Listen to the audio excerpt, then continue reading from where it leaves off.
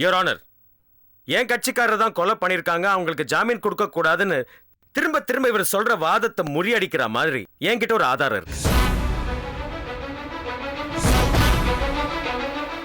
I request permission to present it, Your Honor.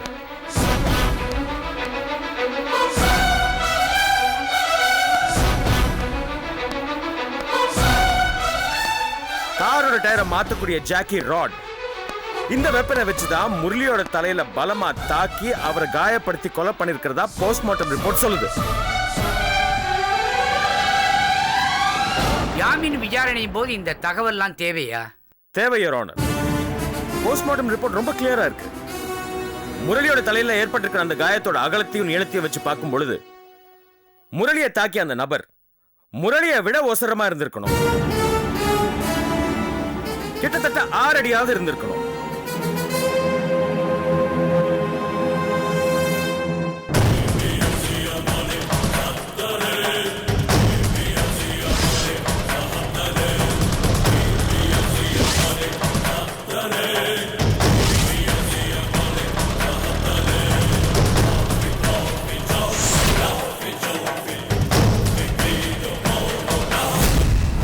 அடிச்ச வேகத்தை பார்க்கும்போது நிச்சயமா ஒரு ஆம்பளையா தான் இருக்கணும் அப்படின்னு போஸ்ட்மார்ட்டம் ரிப்போர்ட்டே சொல்லுது.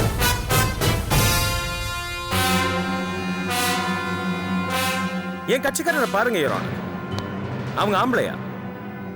6 அடி ஒசரத்துல இருக்காங்களா? இல்ல அவங்க கிட்ட அப்படி தாக்கி அடிக்கக்கூடிய பலமாவது இருக்கா? இப்பதான் அவங்களுக்கு குழந்தைய பிறந்திருக்கு யுவர் ஆனர். இந்த நிலைமையில அவங்களால அது முடியுமா? நிச்சயமா முடியாது யுவர் ஆனர்.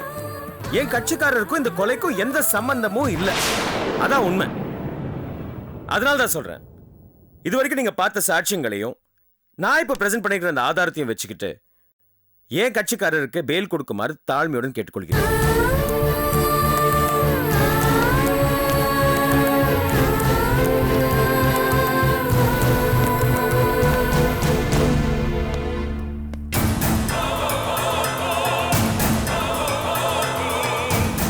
யுவர் ஆனர், நீங்க அனுமதி கொடுத்தீங்கன்னா என் கட்சிக்காரரை நான் சில கேள்விகள் கேட்கணும்னு ஆசைப்படுறேன். Yes, you can proceed. Thank you.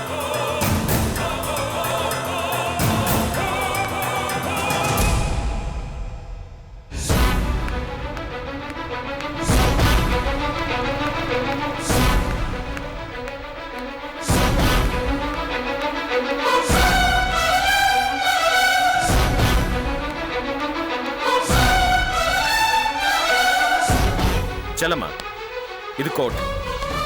நீங்க கடவுளுக்கு பயப்படலனாலும் பரவாயில்ல, உங்க மனசாட்சிக்காவது பயந்து உண்மையை சொல்லுங்க. போலீஸ் விசாரணையில உங்களை சித்திரவதை பண்ணாங்களா இல்லையா? இல்ல. இல்லனா போலீஸுக்கு சாதகமா வாக்குமூலம் சொல்ல சொல்லி உங்களை வற்புறுத்தினாங்களா? இல்ல. அப்படின்னா யாரை காப்பாத்துறதுக்காக அசிஸ்டன்ட் கமிஷனர் கிட்ட இந்த கொலையை நான் தான் பண்ணேன்னு சொன்னீங்க? நான் அப்ப சொன்னதுதான் இப்போன்னு சொல்றேன். இந்த கொலையை நான் தான் பண்ணேன். நான் தான் பண்ணேன். இல்ல செல்லம்மா, நீங்க யாரையோ காப்பாத்துறதுக்காக போய் சொல்றீங்க. அவங்க போய் சொல்றாங்க. அவங்க போய் சொல்றாங்க சார்.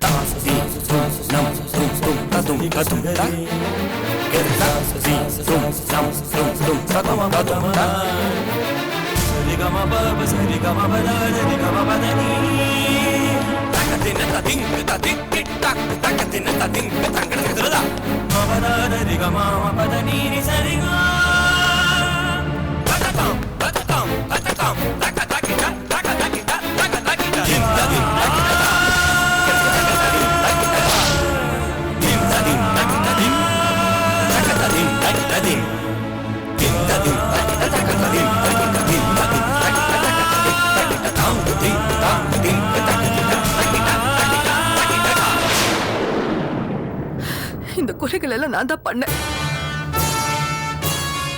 யாரம்மா நீ? உன் பேர் என்ன? என் பேர் அஞ்சலி. செல்லம்மாக்கு இந்த கொலைகளுக்கும் எந்த சம்பந்தமும் இல்ல. என்னை காப்பாத்துறதுக்காக தான் செல்லம்மா இந்த கொலை பழிகள் எல்லாம் ஏத்துக்கிட்டு இருக்காங்க. நான் போன் பண்ணி சொன்னதாலதான் அவங்க கொலை நடந்த இடத்துக்கே போனாங்க. உண்மையதான் சொல்றீங்களா? உண்மையாதான் சொல்றேன். கெடுத்த அந்த 4 பேரையும் பழி வாங்குறதுக்காக தான் சச்சின் கிட்ட பணம் கொடுத்து அவங்க எல்லாரையும் கொலை பண்ண சொன்னேன்.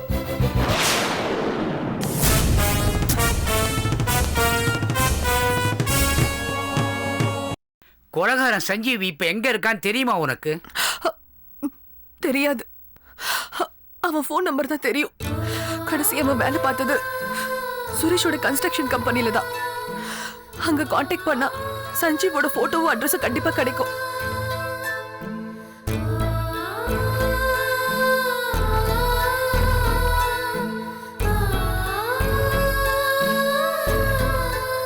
யுவர் ஆனர், இவங்க சொல்றதை வச்சு பார்க்கும்போது என் கட்சிக்காரருக்கும் இந்த கொலைக்கும் எந்த சம்பந்தமும் இல்லைன்னு ரொம்ப கிளியரா ப்ரூவ் ஆயிடுச்சு.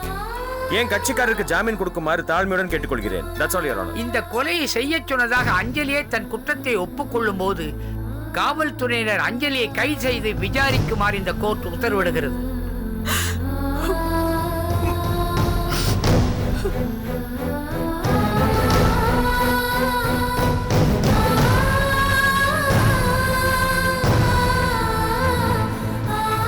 குற்றவாளி சஞ்சீவை கைது செய்ய வாரண்டை பிறப்பித்து அவரை விசாரணை செய்ய காவல்துறைக்கு இந்த கோர்ட் அறிவுறுத்துகிறது.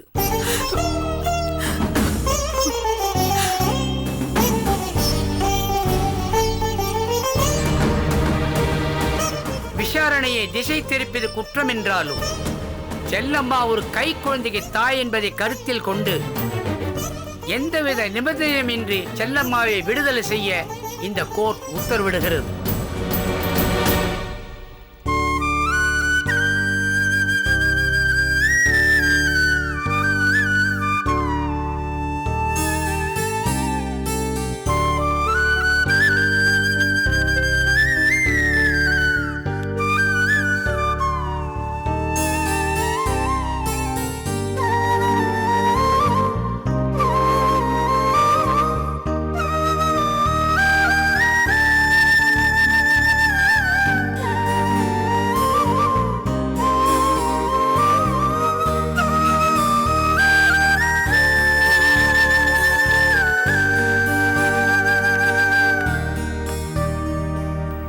சிலமா,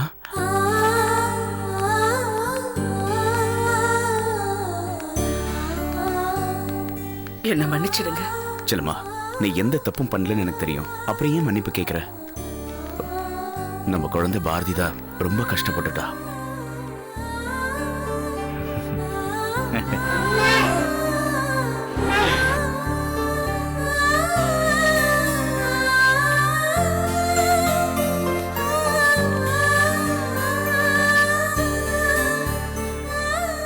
அஞ்சலி ஆளை வச்சு இத்தனை கொலை பண்ணுவான்னு நான் கொஞ்சம் கூட எதிர்பார்க்கவே இல்லை.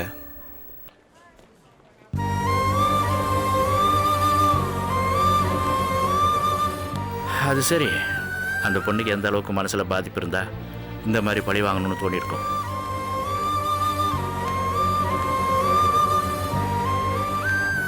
இருந்தாலும் அவ பாட்டுக்கு ஆளுங்களை வச்சு கொலை பண்ணிட்டா. அவளை பெத்தவங்க எவ்வளவு வேதனைப்படுவாங்க.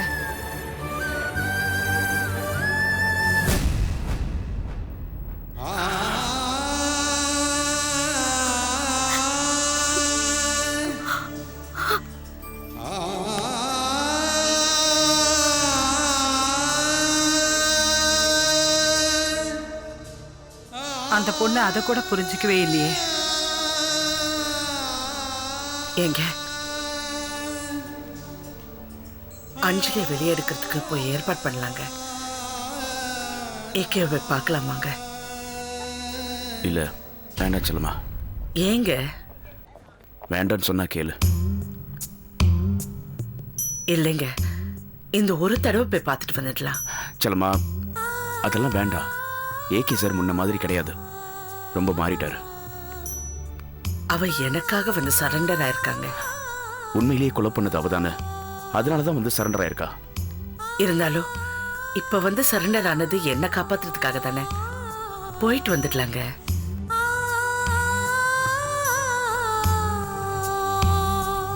வயித்துல புள்ளைய சுமந்துக்கிட்டு அவர் ரொம்ப கஷ்டப்படுவாங்க. ஒரே ஒரு தடவை போய் அவரை பார்த்துட்டு வந்துடலாங்க. வேண்டாம் சொல்லுமா. ப்ளீஸுங்க, இந்த ஒரே ஒரு தடவை. அதெல்லாம் வேண்டாம். நான் மட்டும் போயிட்டு வரட்டா? ஒரே ஒரு தடவைங்க. சரி. பாத்துங்கம்மா. குடுமா.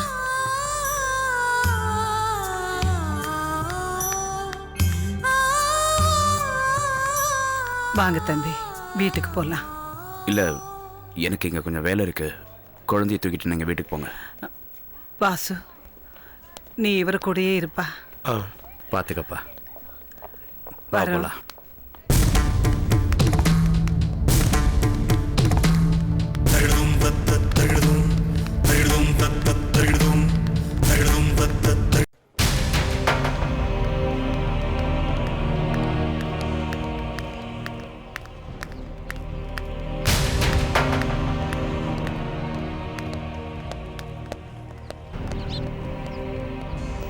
Sorry sir. தேவையா இந்த அவமானம்? எவ்வளோ ஒரு குடிகார வைக்கல நம்பி எவ்வளோ அவமானப்பட்டோம் பாத்தியா? இதுக்கு தான் சொன்னேன் இந்த விஷயத்துல தலையிட வேணான்னு. போய் போய் சின்ன பயணி உன் பேச்ச கேட்டா பார். அதனாலதான் ஸ்னேகா என்ன அவமானப்பட்ட. ஏற்கனவே கோவத்துல இருக்க, தயவு செஞ்சு கடுப்பேத்தாதீங்க. சும்மா தயவு செஞ்சு இங்க வச்சு சண்டை போட வேண்டாம். வீட்டுக்கு போலாம். இரு ஸ்னேகா, அந்த அவினாஷ் அட்வொகேட் வரட்டும். அவனை 4 வார்த்தை நறுக்குன்னு கேட்டாதான் என் மனசு. ஆமா, வந்துட போறான். மோத பார்த்தா தெரியல, பின்னாடி வழியா ஓடி இருப்பாங்க. இவங்களை இப்படியே விடக்கூடாது. விடுங்க பாசு. சார் வேண்டாம் சார். சார் சொன்ன கேளுங்க சார். என்னம்மா ஜில் ஜில் ரமாமணி, நல்லா இருக்கியா? ஏய், ஒரு பொம்பளை கிட்ட எப்படி மரியாதையா பேசணும் தெரியாது உனக்கு? ஏய், வாய மூடுறா. அவங்க குடும்ப விஷயத்தை பத்தி பேசிட்டு இருக்காங்க, நீ இதுல தலையிடாத. ஏய், குடும்ப விஷயம் வீட்ல பேச வேண்டியதானே, இங்க என்ன பேசுறீங்க? இந்த பாரு, மரியாதையா ஒதுங்கி போயிடு. குறுக்க வந்த கைய கால உடைச்சிருவேன். என்னடா கை கால முடிச்சிடுவேன்? ஆமாடா. நீ என்ன பண்ணுவ? உங்க பஞ்சாயத்து பெருசா போச்சு. நம்ம மச்சான் சௌக்கியமா? சொந்த தங்கச்சியவே கோர்ட்ல காட்டி கொடுக்கணும்னு பாத்தியே. ச்சீ. எப்படி அட்வொகேட் உங்க எல்லார் மூஞ்சிலையும் நல்லா கரிய பூசிட்டாரா? டேய், நான் பேசாம இருக்கேன். வம்புக்கு வந்த அடுத்த வேளை சாப்பிடுறதுக்கு வாய் இருக்காது. அதுக்குதான் மச்சான் எல்லாத்தையும் இப்பயே பேசி முடிச்சிடலான்னு பாக்குறேன். மச்சான் ஒன்னு சொல்லட்டுமா? பொம்பளை முந்தானைக்குள்ள மறைஞ்சிருக்கிறவனுக்கு ஊரு உலகம் பந்த பாசலம் தெரியாதுன்னு. ஆனா நீங்க புடவைக்குள்ளேயே இல்ல மறைஞ்சிருக்கீங்க.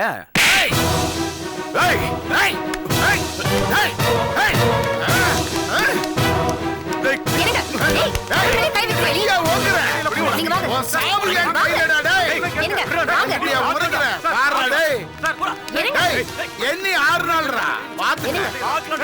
சாவு இயற்கையா இருக்காது. அனாத குணமா தான் சாவு போறேன். யார் அனாத குணமாகிறது? போடா. வாங்க சார். கையில பேசுறான். என்ன பார்த்தா வாட்ச்மேன் மாதிரி நிக்கிற பய பேசுறான்.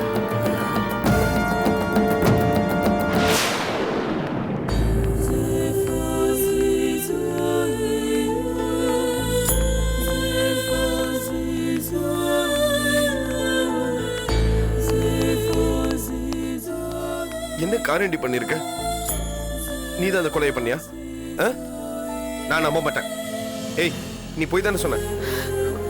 இல்ல சுரேஷ், கோர்ட்ல நான் சொன்னது எல்லாமே உண்மை. நான் தான் ஆளை வச்சு கொலை பண்ணேன். ஏய், நீ இப்படி சொன்னதுனால உன் வாழ்க்கையை அழிஞ்சு போயிடும்டி. நீ வாழ்க்கை இனிமே அழியறதுக்கு என்ன இருக்கு? அதான் ஏற்கனவே அழிஞ்சு போச்சு. சுரேஷ், நான் செல்லம்மாவை பார்க்கணும். அவங்க கிட்ட மன்னிப்பு கேட்கணும். அவங்கள கூட்டிட்டு வரியா? சார், எதா இருந்தாலும் இங்க வச்சு பேசாதீங்க, ஸ்டேஷனுக்கு வந்து பேசுங்க. சார் சார் ப்ளீஸ் சார், ஒரு நிமிஷம் சார். பிரெக்னெண்டா இருக்கிற பொண்ணு சார், ப்ளீஸ் ஒரு நிமிஷம். இதோ வந்துடுறேன்.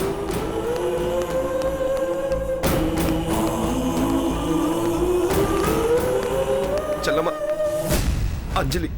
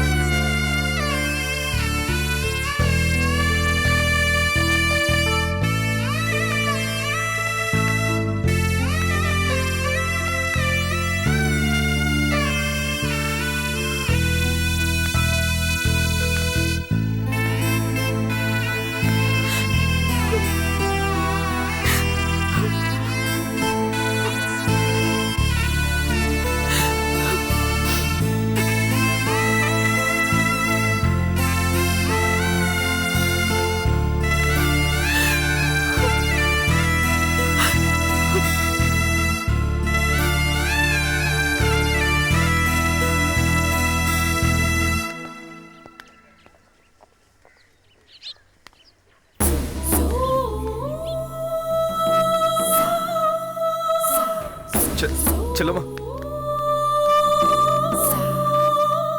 ப்ளீஸ் செல்லம்மா அவ கூட பேசுங்க. உங்களால மட்டும்தான் அவளுக்கு ஆறுதல் சொல்ல முடியும்.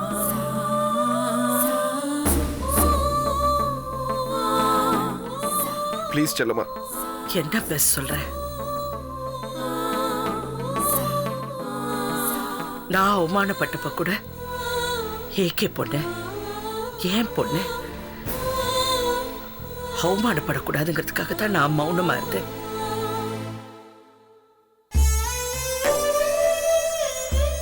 ஆனா எல்லாத்தையுமே இவ கெடுத்துட்டா.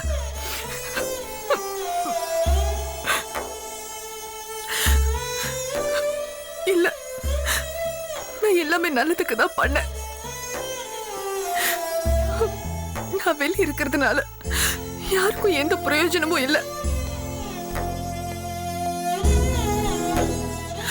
ஆனா நீங்க உள்ள இருந்தீங்கன்னா நிறைய பேருக்கு நஷ்டம்.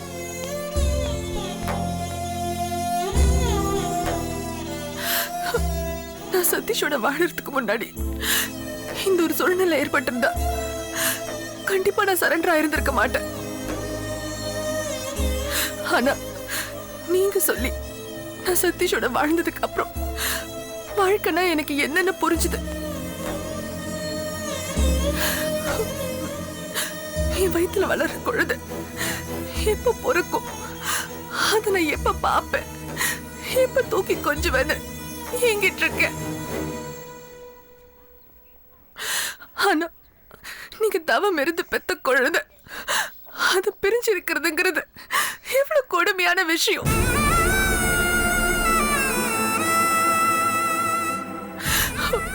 அதுக்காக தான் நான் சரண்டர் ஆனேன்.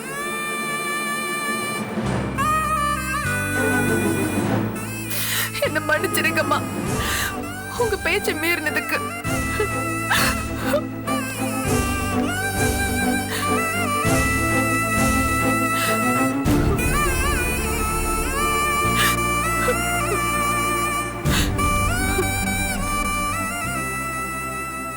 வாழறதுக்கு இன்னொரு வீட்டுக்கு போனாலும் நீ ஏன் பொண்ணுதான்.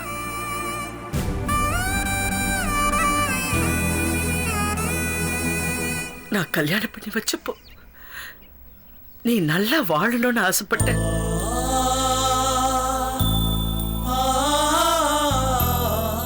ஆனா நீ இப்படி நிக்கிறது பாக்குறப்போ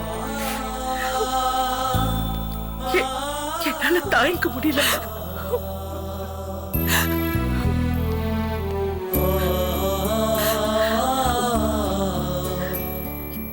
இத்தனை பேரை கொண்டு இருக்கேன். பழி வாங்கணுங்கிறது அடுத்தவங்களை வேதனைப்படுத்துறதுக்காக இல்ல, அவங்க முன்னாடி நல்லா வாழ்ந்து காட்டணும்னு உனக்கு எத்தனை தடவை சொல்லிருக்கேன்.